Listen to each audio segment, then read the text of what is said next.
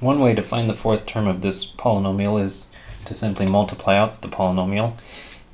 If you were to multiply it out directly, we've got 2 terms raised to the 5th.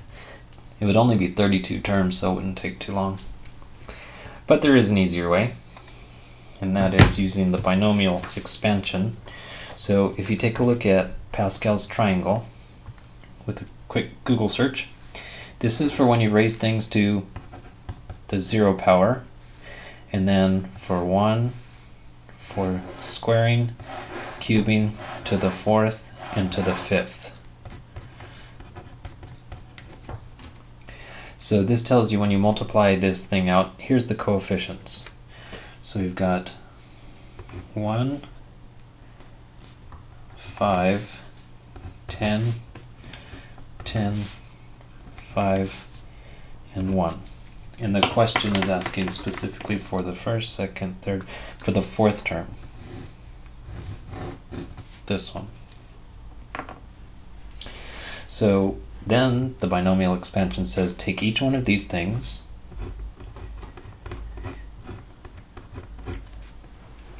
and raise them to exponents that add up to 5. So we start with 5 and 0.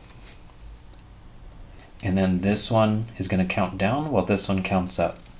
So next would be a 4 and a 1, and then a 3 and a 2, and then a 2 and a 3, etc. And so for the fourth term, it's going to be, let's see, that's going to be a 4, and that's going to be something big. So 10 times a 4 times 7 raised to the 3 is 13,720. 13,720. And then x is squared, and 3 negatives would make a negative. So that would be the fourth term. And if you ever don't have access to Pascal's triangle or don't feel like creating it yourself, you can use combinations. So this 10, this coefficient 10, comes from taking combinations. Like in here, we're taking all the combinations that add up to 5.